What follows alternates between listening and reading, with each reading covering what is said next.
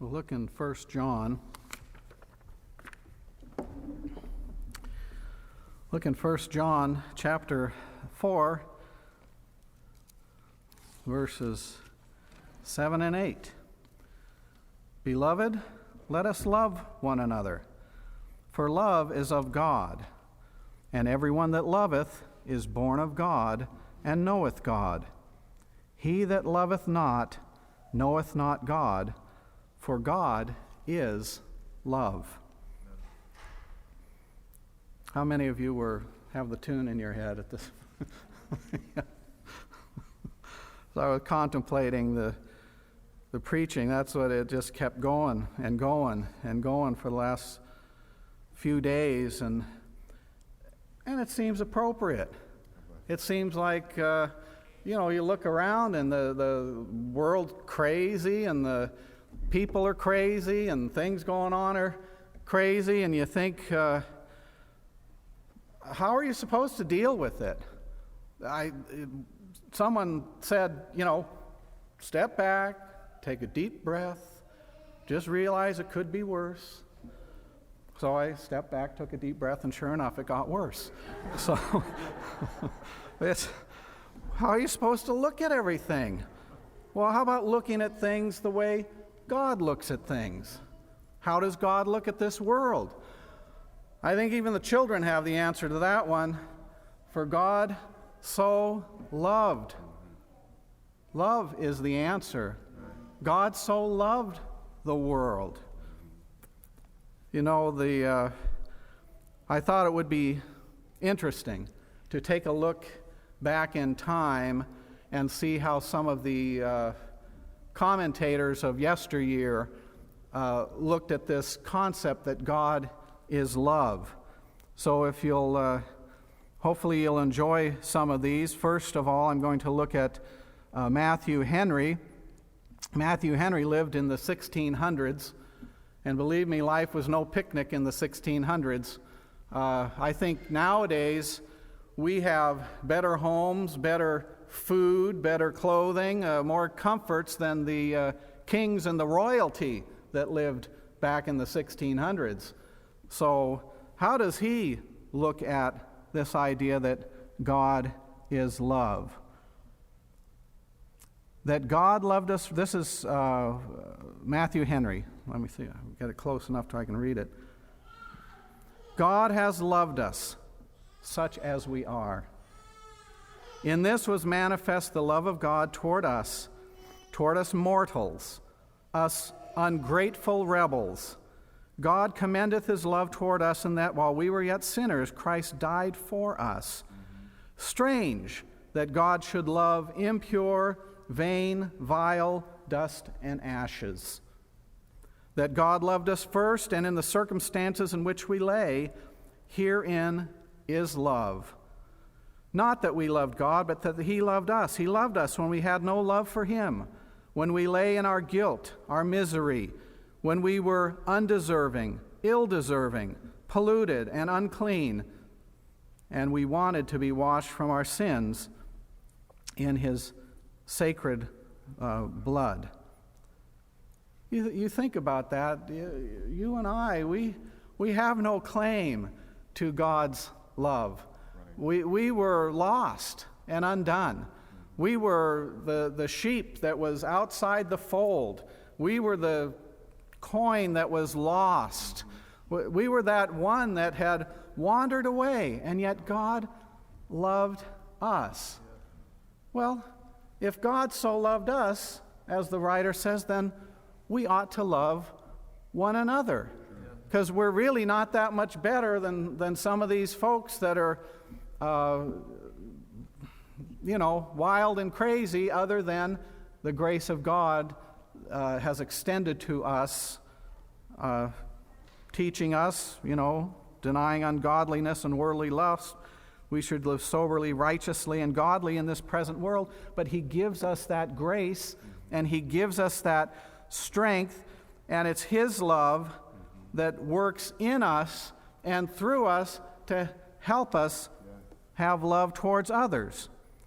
The next one I wanted to look at was John Wesley. We'll move ahead 100 years. John Wesley lived in the 1700s, 1703, 1791. And Matthew Henry was a nonconformist, church-wise. Wesley founded the Methodist Church in the 1700s here. And he said, "Let us love one another. It is by the Spirit that the love of God is shed abroad in our hearts. Everyone that truly loveth God and his neighbor is born of God." And I focus in on the neighbor piece for a minute. God is love. This sentence brings St. John, John who wrote the book here, more sweetness.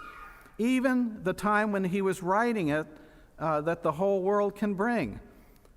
God is often styled holy, righteous, wise, but not holiness, righteousness, or wisdom in the abstract. But he is said to be love, intimating that this is his reigning attribute and the attribute that sheds an amiable glory on all his other perfections. In other words, he's saying that of all the other aspects of God, all the other attributes, all the other manifestations, justice, mercy, long-suffering, kindness, all those things, they all have a origin from love.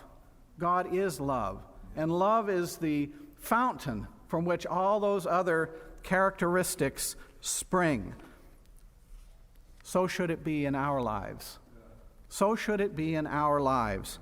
That regardless of what our role in this world, what part we play, what interactions we have with people, it should spring from the source of love down in our hearts. Our goal is not to prove that we are right and that he is wrong. Our goal should be to see people saved and to see people get in a right relationship with God. And our words and our actions should encourage people to put their trust in God.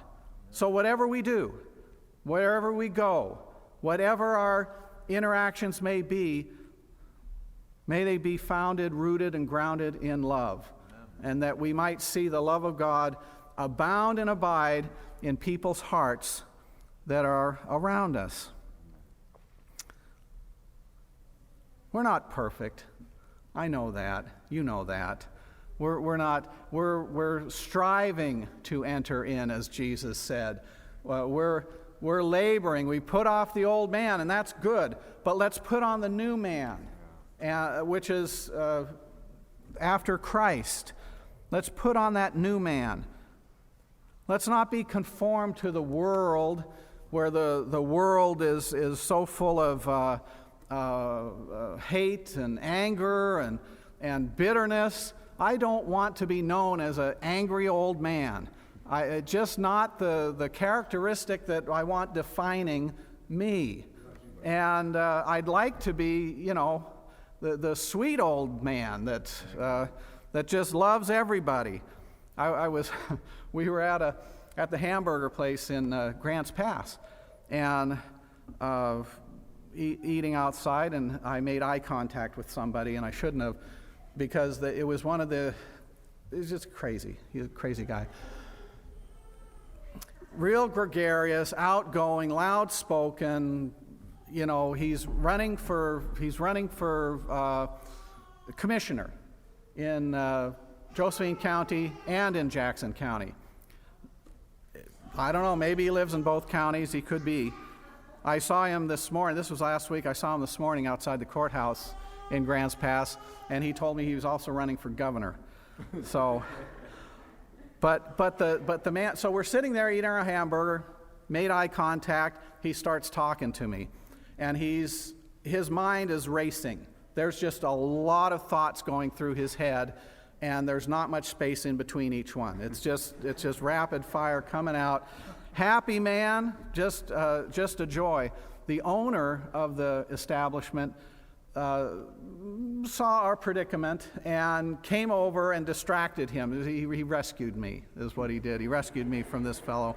And after it was all said and done, and the man got his order and went off his way. The owner asked if, that if everything was fine. I said yes. He said, well, the entertainment's free around here. So, but he said, this is what impressed me so much. He says, when he comes by, I just love on him.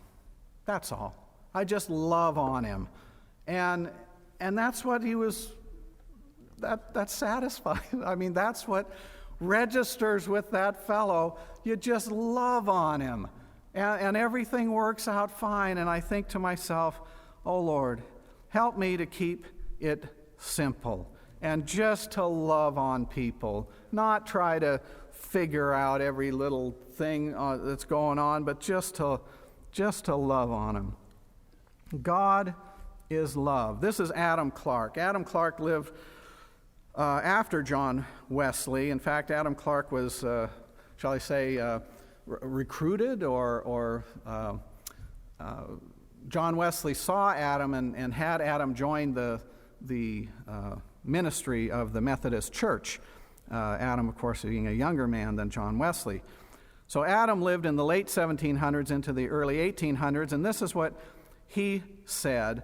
He said, "Beloved, let us love one another and be ever ready to promote each other's welfare, both spiritual and temporal. Be ready to encourage and to promote each other's. God is love, and he hates nothing that he has made. He cannot hate because he's love. He causes the sun to rise on the evil and the good and sends his rain on the just and the unjust. Love seems to be the essence of the divine nature, and all other attributes are only modifications of this." God is love. I ran across something that Chuck Smith of Calvary Chapel wrote. He said, "Loving the lovable proves nothing. Loving those who love me is natural. Loving those who hate me is supernatural." It's beyond what a normal, natural reaction. Loving those who hate me, we were loved by God when we were unworthy. We should love others too, whether or not we feel that they are worthy. We should love others. That's how God looks at it. Charles Spurgeon lived in the late 1800s. He was born 2 years after Adam Clarke died, 1834 to 1892. Charles Spurgeon was in the Baptist tradition there in England, and I think he was an Anabaptist, not quite following all those the Calvinistic teachings. But he added an interesting twist to this whole concept of God is love and loving one another, and I think you'll find it interesting. I did. This is Charles Spurgeon. "From the abundance of love which was in John's heart," John being the one who wrote this, and remember, John, he was called the disciple of love. He wrote about love. He said, I saw love manifest. I handled it with my hands. I saw it with my eyes. He was there with Jesus. He knew what Jesus was all about. And he testified that God is love. And he said, out of the abundance of love which is in John's heart, we might almost be startled at the very strong things that he writes against those who are in error. Very strong things that he writes against those who are in error. If we did not remember that it is only a false charity which winks at error. He is the most loving man who has honesty enough to tell the truth and to speak out boldly against falsehood. It's very easy to pass through the world believing and saying that everybody is right. That is the way to make a soft path for your own feet and to show that you have only love to yourself. But sometimes to speak as John the Baptist spoke or as Martin Luther spoke is the way to prove that you have true love to others. I thought to myself, it'd be so easy to just take that easy road and just, everybody's fine. Let's, all you need is love. Let's love, what's the song that, all you need is love. I guess it's a song, that's what. So, what the world needs now is love, sweet love. That's the other one. And you think, well, that's it. But Spurgeon gives us a little twist of saying, no, it's not love to let people continue on in error. It's not love to just gloss over sin and to allow it to proliferate or to, dominate in a person's life. That's not love. But Paul tells us in Ephesians that we need to speak the truth, tell the truth, but we need to speak that truth in love. We always have to speak that truth, and I'll say it again. It's not to prove that I'm right. It's not to prove that you're wrong. My goal should be that I want people saved. I want people to know God, to have a relationship with God. And my words, they need to be truth, but they need to be truth spoken in love. That the end result will be that somehow, some way, God can get through, and maybe through my life, that someone will say, I want that. I want what that person has. That person seems to be grounded in something. I want that. Not an angry old man. By nature, Spurgeon wrote, we had no love to God. We were his enemies. We loved sin, and we had ruined ourselves by it. But God took out of his own bosom the only Son he had, that he might make reconciliation for us and put away our sin. Here is the height and depth of love immeasurable. Here is the love summed up. Here is love's climax. Herein is love, not that we love God, but that he loved us and sent his Son to be the propitiation for our sins. Sometimes I think a lot of times perception is mistaken as truth. People just think they know what's right, or they think they know, but our goal should not be proving we're right or wrong, but the salvation of the hearer. You might think, boy, these guys are a little tough. Let me tell you, I looked up our Sunday school quarterlies. You remember the old quarterlies? Little books that we had that were, I think if I understand correctly, the background of that, a lot of that was Charles Rodman, who wrote the Sunday school quarterlies back in the, 40s, 50s, something like that. I don't remember exactly because I wasn't there. But, and Rodman was Princeton, wasn't it? Educated. He graduated. He could, Greek and Latin. I mean, he was a pretty smart man. And but the whole quarterlies was by a committee, and people looked at it and went over it, and they published it. And I'd like to read, to wrap this up, I'd like to read what our Apostolic Faith Bible Studies says about this. Throughout the New Testament, we find that man's measure of love for God is displayed by his love or lack of love for his fellow men. If we love one another, God dwelleth in us, and his love is perfected in us. 1 John 4:12. Love for his fellow man does not precede love for God in the Christian's heart, but the two are very closely tied together. Hard-heartedness and love for God never dwell together. Some people would be content to love their friends and kinsmen, but they hate their enemies. Jesus said, I say unto you, love your enemies. Bless them that curse you. Do good to them that hate you. Pray for them which despitefully use you and persecute you, that ye may be the children of your Father which is in heaven. How far-reaching should this love for the brethren be?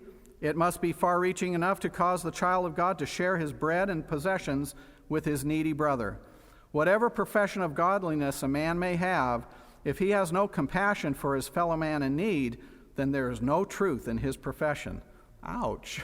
They didn't mince words back in those days. They just told it the way they saw it. The Spirit of God dictated that as Christ laid down his life for us, so we ought to lay down our lives for the brethren. Just a couple of final words here. There was a lawyer that came to Jesus and asked him, Master, what's the great commandment in the law? And Jesus looked at him and said, what do you think? And the man said, to love. Think about that for a minute. What's the answer? What's the greatest commandment? To love. To love the Lord your God with all your heart, your mind, your soul, your strength. And the second commandment is like unto it, and that is to love. To love your neighbor as yourself. Love is the fulfilling of the law. There was another man who wanted to justify his own position there, and he said, who is my neighbor? You say I have to love my neighbor. Who is my neighbor? It's easy to love somebody that's ethereal and intangible and God out there. So easy to say I love God. But to say I love my neighbor, well, you can watch. You can see whether I love my neighbor or not. And so this man trying to justify himself says, who's my neighbor?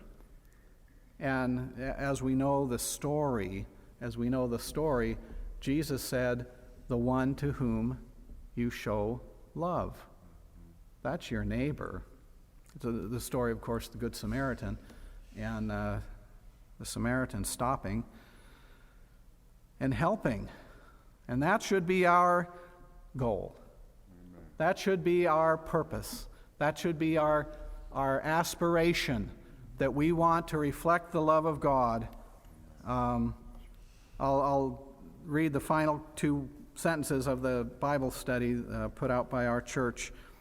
It says, who is my neighbor? This question concerns all who would enter into heaven. Our neighbor is anyone to whom we may do good or to whom we may lead to God. And as I thought, what the world needs now, yes, is love. God's love. God's love, not Hollywood and not the sentimental type that published in magazines. We want God's love. That love that's ready to lay down our life, that love that's ready to reach out, that love that looks beyond our own needs and looks to the needs and of other people. As God gives us grace, well, let us love one another. Shall we? We'll have a final song and then we'll have time to pray.